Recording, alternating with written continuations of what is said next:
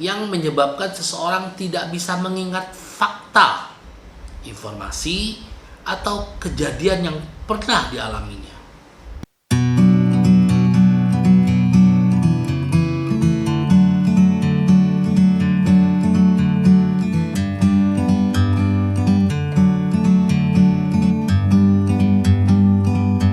Like a bird on a tree, I'm just sitting here. I got time, it's clear to see. From up here, the world. Salam sehat. Selamat datang di Dokfair TV. Hanya di channel ini teman-teman bisa memperoleh banyak informasi yang pastinya bermanfaat buat teman-teman semua. Teman-teman juga jangan lupa untuk like, subscribe, share, dan komen video ini karena semuanya itu gratis dan teman-teman. Dan teman-teman melakukan subscribe, share, atau komen sudah memberikan motivasi dan semangat buat saya untuk tetap terus membuat video yang baik, informatif, edukatif buat teman-teman semua. Terima kasih buat teman-teman yang sudah subscribe video ini dan sudah memberikan komentar-komentar atau pertanyaan-pertanyaan. Saya sangat mengapresiasi itu semua teman-teman. Terima kasih ya teman-teman. Teman-teman jangan kemana-mana, saya akan kembali setelah teman-teman melakukan subscribe. Terima kasih.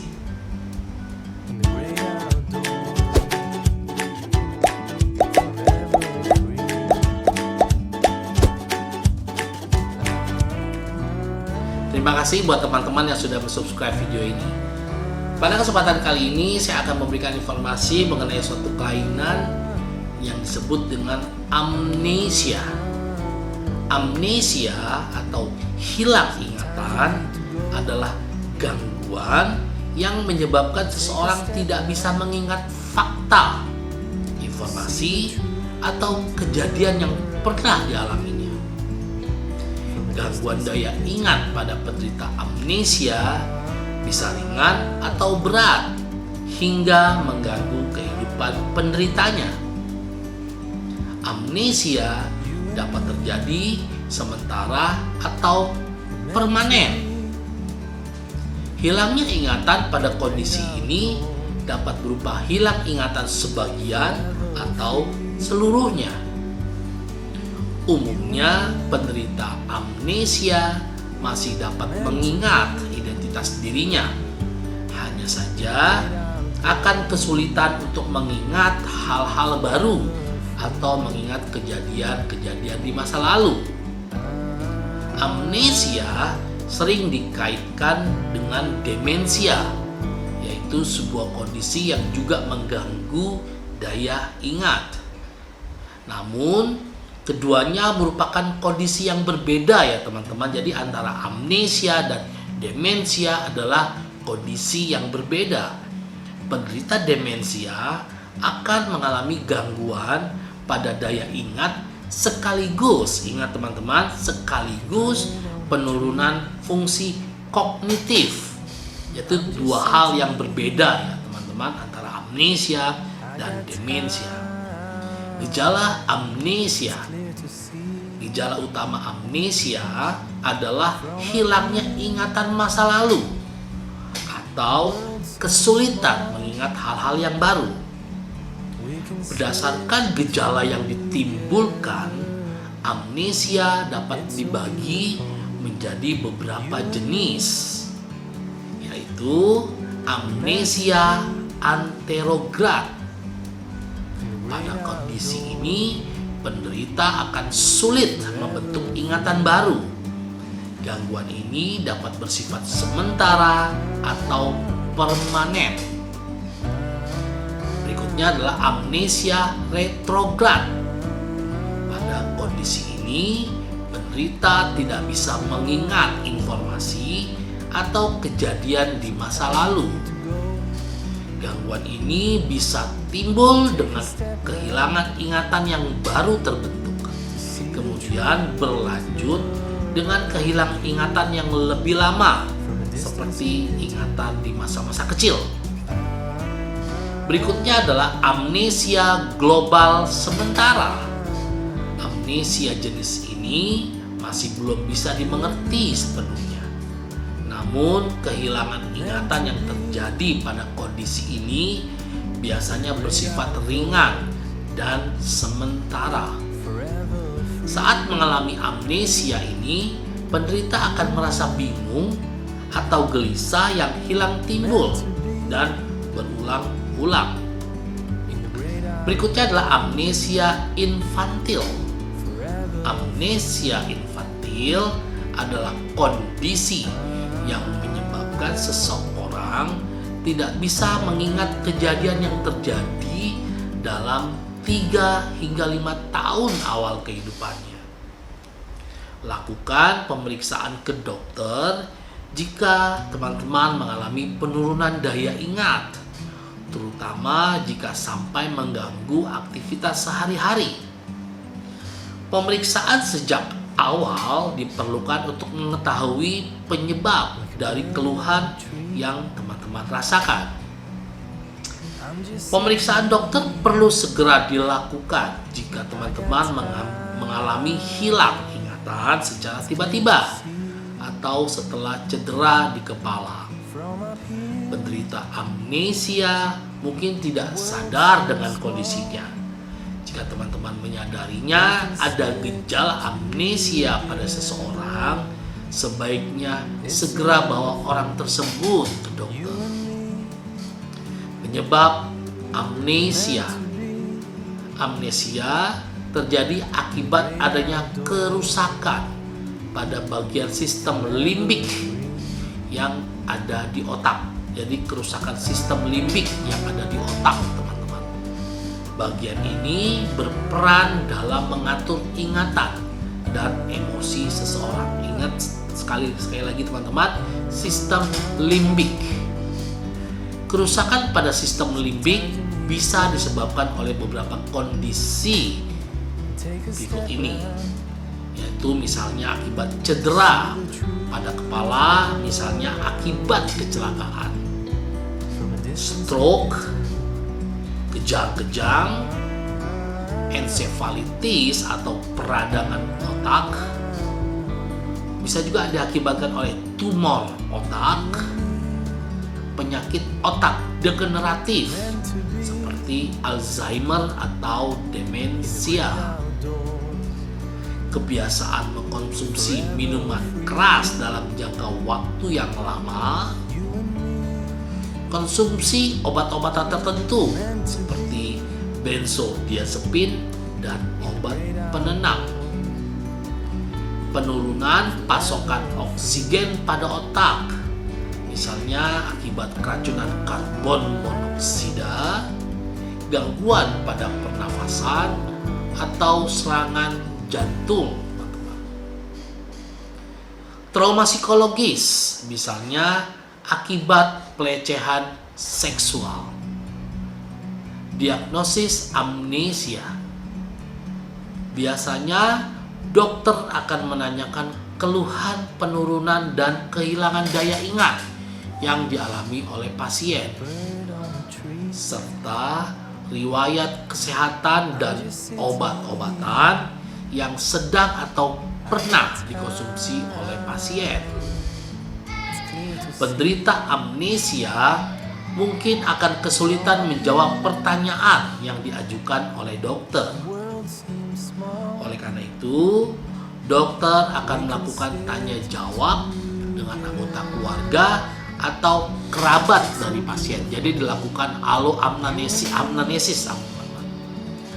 Selain itu, dokter juga akan melakukan pemeriksaan fisik menyeluruh, termasuk pemeriksaan neurologis, yaitu fungsi sistem saraf.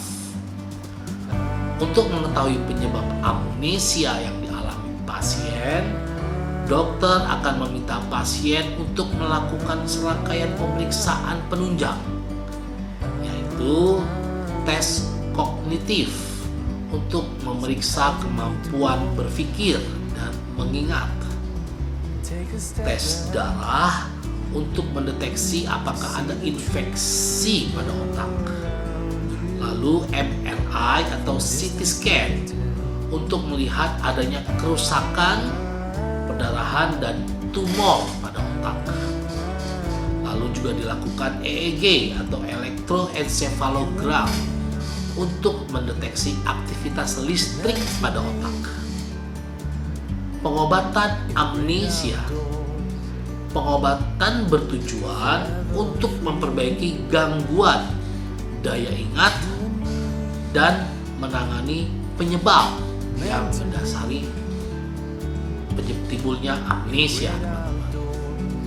Beberapa metode pengobatan yang dapat dilakukan meliputi terapi okupasi. Penderita amnesia akan diberikan terapi okupasi. Terapi ini dilakukan agar penderita amnesia bisa mengenal informasi baru serta membantu penderita untuk bisa memanfaatkan ingatannya yang masih ada. Bisa juga diberikan obat-obatan, teman-teman. Belum ada obat yang bisa memulihkan ingatan penderita amnesia. Namun, obat-obatan mungkin diberikan untuk mengatasi penyebab yang mendasari amnesia. Suplemen vitamin juga terkadang diberikan untuk mencegah kerusakan sistem saraf yang lebih parah lagi, teman-teman. Lalu, penggunaan alat bantu. Penggunaan alat bantu seperti smartphone, telepon, dan agenda elektronik akan membantu penderita amnesia mengingat aktivitasnya sehari-hari.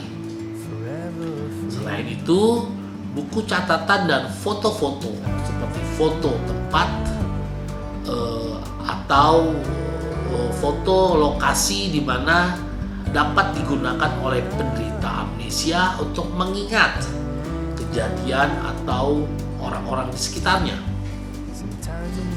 Komplikasi amnesia. Amnesia dapat mengganggu kehidupan sehari-hari. Jika pasien terus-menerus dan tidak ditangani dengan baik, hal ini dapat menyebabkan terjadinya penurunan kualitas hidup. Kita dapat mengalami kesulitan saat bekerja, sekolah, atau bersosialisasi akibat kondisi ini. Jika kondisi ini berlangsung terus dan cukup parah, beberapa penderita bahkan harus mendapatkan pengawasan atau tinggal di lembaga rehabilitasi. Pencegahan amnesia. Amnesia disebabkan oleh kerusakan pada otak. Cara terbaik yang dapat dilakukan untuk mencegah amnesia adalah menghindari terjadinya cedera dan gangguan pada otak. Berikut ini akan saya sampaikan beberapa hal yang dapat dilakukan agar tidak mengganggu atau tidak membuat otak kita menjadi cedera. Yang pertama, tidak mengkonsumsi alkohol. Ingat teman-teman, jangan mengkonsumsi alkohol. Selalu menggunakan perangkat keselamatan ketika berkendara, seperti helm ketika mengendarai motor atau sabuk pengaman ketika mengendarai mobil. Melakukan pemeriksaan ke dokter jika mengalami penyakit infeksi agar menurunkan resiko penyebarannya ke otak. Segera mencari pertolongan medis jika mengalami stroke atau aneurisma otak seperti sakit kepala yang berat, mati rasa, atau kelumpuhan di satu sisi tubuh. Jadi itu hal-hal yang dapat kita lakukan untuk mencegah agar otak kita tidak cedera dan pada akhirnya menimbulkan amnesia. Itu mohon diingat ya teman-teman. Demikian informasi yang bisa saya sampaikan pada hari ini teman-teman. Saya berharap informasi ini sangat bermanfaat buat teman-teman semua. Teman-teman juga boleh men-share video ini sebanyak-banyaknya yang pastinya saya yakin teman-teman di luar sana pasti memerlukan informasi yang sama mengenai penyakit ini atau kelainan ini. Seperti biasa di akhir video saya akan memberikan saran-saran teman-teman, yaitu untuk tetap menjaga kesehatan, memakai masker, sering-sering cuci tangan, dan yang terpenting lakukan protokol kesehatan teman-teman, sehingga COVID-19 dapat segera berakhir atau berhilang dari negeri tercinta ini. Dan jangan lupa dan yakin semua itu akan berakhir indah pada waktunya. Terima kasih, salam sehat.